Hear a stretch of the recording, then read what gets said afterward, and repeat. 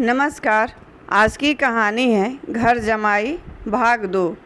सारे घर ने खाया पर हरिधन न उठा। सास ने मनाया, सालियों ने मनाया, ससुर ने मनाया, दोनों साले मनाकर हार गए। हरिधन न उठा। वहाँ द्वार पर एक टाट पड़ा था, उसे उठाकर सबसे अलग कुएं पर ले गया और जगत पर बिछाकर पड़ा रहा। रात भीग चुकी थी। अनंत आकाश में उज्ज्वल तारे बालकों की भांति क्रीड़ा कर रहे थे। कोई नाचता था, कोई उछलता था, कोई हंसता था, कोई आंखें मीज कर फिर खोल देता था। रह रहकर कोई साहसी बालक सपाटा भरकर एक पल में उस विस्तृत क्षेत्र को पार कर लेता था और न जाने कहाँ छा जाता था।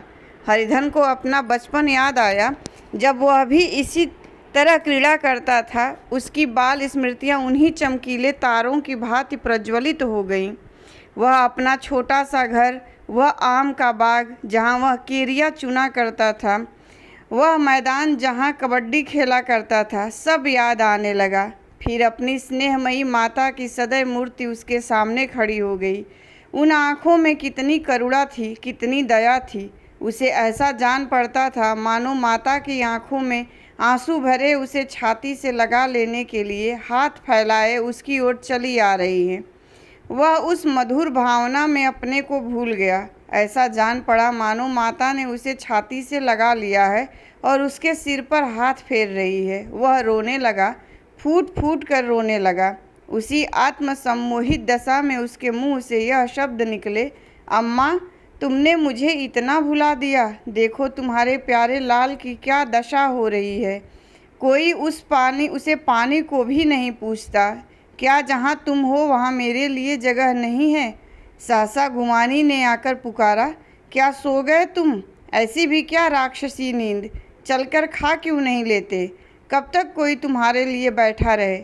हरिधन उस कल्पना जगत से क्रूर प्रत्यक्ष में आ गया। वही कुएं की जगत थी, वही फटा हुआ टाट, और गुमानी सामने खड़ी कह रही थी, कब तक कोई तुम्हारे लिए बैठा रहे। हरिधन उठ बैठा और मानो तलवार म्यान से निकाल कर बोला, भला तुम्हें मेरी सुध तो आई? मैंने कह तो दिया था मुझे भूख नहीं है। गुमानी, तो कितने दिन तक न खाओगे? अब इस घर का पानी भी न पीऊँगा। तुझे मेरे साथ चलना है या नहीं? दृढ़ संकल्प से भरे हुए इन शब्दों को सुनकर गुमानी सहम उठी। बोली, कहाँ जा रहे हो? हरिधन ने मानो नशे में कहा, तुझे इससे क्या मतलब? मेरे साथ चलेगी या नहीं? फिर पीछे से न कहना मुझसे कहा नहीं। गुमानी आपत्ति के भाव से बोली, तुम बताते क्यों नहीं? कहाँ जा रहे हो? तू मेरे साथ चलेगी या नहीं?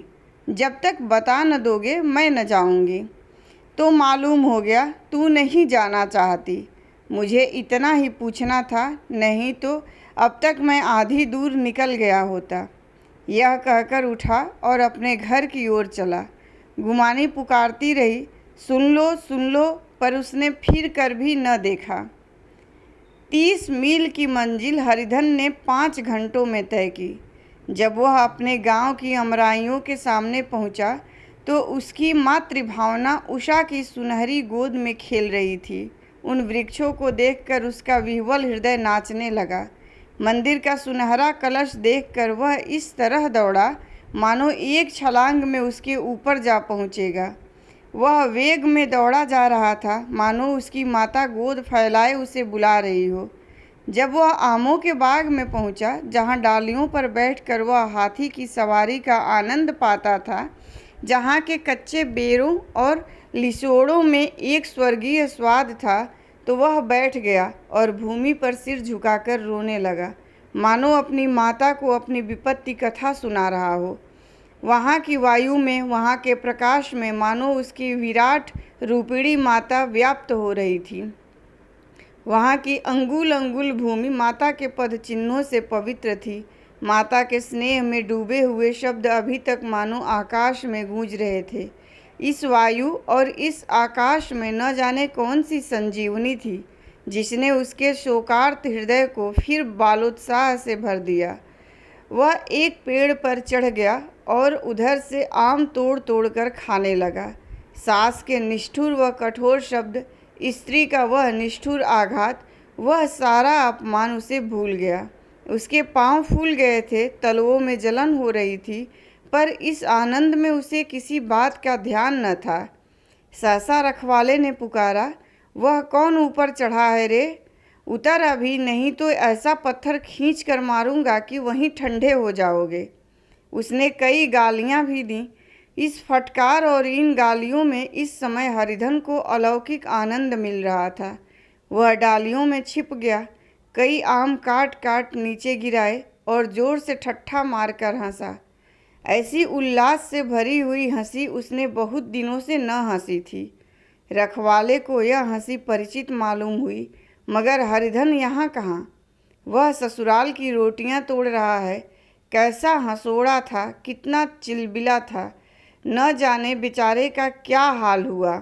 पेड़ की डाल से तालाब में कूद पड़ता था। अब गांव में ऐसा कौन है? डांट कर बोला, वहाँ से बैठे बैठे हंसोगे तो आकर सारी हंसी उतार दूंगा, नहीं तो सीधे उतर आओ। वह गालियाँ देते जा रहा था कि एक गुठली आकर उसके सिर पर लगी। सिर सहलाता हुआ बोला, यह कौन है? शैतान है? नहीं मानता? ठहर तो मैं आकर तेरी खबर लेता हूँ। उसने अपनी लकड़ी नीचे रख दी और बंदरों की तरह चटपट ऊपर चढ़ गया। देखा तो हरिधन बैठा मुस्कुरा रहा है। चकित होकर बोला, अरे हरिधन, तुम यहाँ कब आए? इस पेड़ पर कब से बैठे हो? दोनों बचपन के सखा वहीं गले मिले। यहाँ कब आए? चलो घर चलो। भले आदमी, क्या वहाँ आम भी मयस्सर न होते थे? हरिधन ने मुस्कुरा कर कहा, मंगरू, इन आमों में जो स्वाद है वह और कहीं के आमों में नहीं है। गांव का क्या रंग ढंग है? मंगरू ने कहा, सब चैन चान है भैया। तुमने तो जैसे नाता ही तोड़ लिया। इस तरह कोई अपना गांव घर छोड़ देता है? जब से तुम्हारे दादा मरे सारी गृहस्थी चौपट हो गई। 2 छोटे छोटे लड़के हैं, उनके लिए क्या होता है? हरिधन, अब उस गृहस्थी से क्या वास्ता है भाई? मैं तो अपना ले दे चुका हूँ। मजूरी तो मिलेगी ना? तुम्हारी गैया ही चरा दिया करूँगा, मुझे खाने को दे देना। मंगरू ने अविश्वास के भाव से कहा, अरे भैया, कैसी बातें करते हो? तुम्हारे लिए जान हाजिर है। क्या ससुराल में अब न रहोगे? कोई चिंता नहीं, पहले तो तुम्हारा घर ही है, उसे संभालो। छोटे छोटे बच्चे हैं, उनको पालो। तुम नई अम्मा से नाहक डरते थे, बड़ी सीधी है बेचारी, बस अपनी माँ समझो। तुम्हें पाकर तो निहाल हो जाएगी। अच्छा, घरवाली को भी तो लाओगे? हरिधन बोला, उसका अब मुंह न देखूंगा, मेरे लिए वह मर गई। मंगरू बोला, तो दूसरी सगाई हो जाएगी। अब की ऐसी मेहरिया ला दूंगा कि उसके पैर धो धो कर पियोगे। लेकिन कहीं पहली भी आ गई तो? हरिधन बोला, वह न आएगी। हरिधन अपने घर पहुंचा तो दोनों भाई भैया आए कहकर भीतर दौड़े और माँ को खबर दी। उस घर में कदम रखते ही हरिधन को ऐसी शांत महिमा का अनुभव हुआ मानो वह अपनी माँ की गोद में बैठा हुआ है। इतने दिनों ठोकरें खाने से उसका हृदय कोमल हो गया था। जहाँ पहले अभिमान था, आग्रह था, हेकड़ी थी, वहाँ अब निराशा थी, पराजय और याचना थी। बीमारी को जोर कम हो चला था, अब मामूली दवा भी असर कर सकती थी। किले की दीवारें छिद चुकी थीं, अब उसमें घुस जाना असाध्य न था। वही घर जिससे वह एक दिन विरक्त हो गया था, अब गोद फैलाए उसे आश्रय देने को तैयार था। हरिधन का निरवलंब मन यह आश्रय पाकर मानो तृप्त हो गया। शाम को विमाता ने कहा, बेटा तुम घर आ गए, हमारे धन्य भाग। अब इन बच्चों को पालो। माँ का नाता न सही, बाप का नाता तो है ही। मुझे एक रोटी दे देना, खाकर एक कोने में पड़ी रहूँगी। तुम्हारी अम्मा से मेरी बहन का नाता है, उस नाते से तुम मेरे लड़के होते हो। हरिधन ने मात्र विह्वल आँखों से विमाता के रूप में अपनी माता के दर्शन किए। घर के एक एक कोने से मात्र स्मृतियों की छटा चांदनी की भांति छिटकी हुई थी। विमाता का प्रौढ़ मुखमंडल भी उसी छटा से रंजित था। दूसरे दिन हरिधन फिर कंधे पर हल रखकर खेत को चला।